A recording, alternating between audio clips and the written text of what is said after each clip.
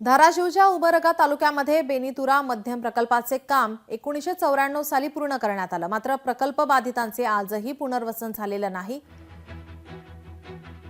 तुगाव येथील बाधित कुटुंबाचं 3 टप्प्यात पुनर्वसन झालं। तिसऱ्या टप्प्याच्या पुनर्वसनासाठी 14 वर्षांपूर्वी जागा निश्चित झाली। मात्र तिथे आजही अनेक मूलभूत सुविधांसाठी लोकांचा संघर्ष सुरू आहे। राज्याचे मुख्यमंत्री बदलले, अधिकारी बदलले, मात्र सरकार दरबारी फेरा मारूनही दखल घेतली जात नसल्याने ग्रामस्थ आक्रमक झालेत। त्यामुळे 15 दिवसात प्रश्न मार्गी लागले नाहीत तर मुंबईत मुख्यमंत्र्यांच्या घरासमोर आंदोलन करू असा इशारा ग्रामस्थांनी दिलाय।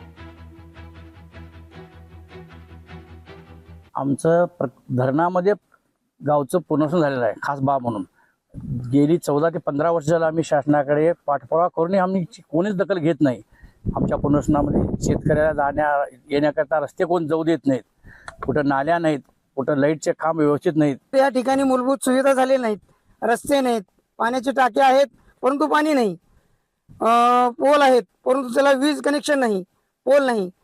त्याच्यानंतर नाल्या नाहीत, बाजूने रस्त्याच्या बाजूने नाल्या नाहीत, शाळा बांधकाम केलेली आहे गेल्या 10 वर्ष झालं परंतु या ठिकाणी विद्यार्थी नाहीत। हे सर्व अडचणी आहेत, ह्या लवकरात लवकर मार्गी लागावं हे ग्रामस्थांच्या वतीने एक विनंती करण्यात येते। आम्हाला कुठल्याही मूलभूत सुविधा, नागरी सुविधा इथे मिळत नाहीत आणि हे जर आमच्या मागण्या जर मान्य नाही केलं, तात्काळ याच्यावर काही निर्णय नाही झाला तर आम्ही मुख्यमंत्र्यांच्या वर्षा निवासस्थानासमोर जाऊन ठिय्या आंदोलन करण्याचा इशारा आम्ही गावकरी देतो। लोकशाही मराठी ऐका, पहा, जागरूक रहा।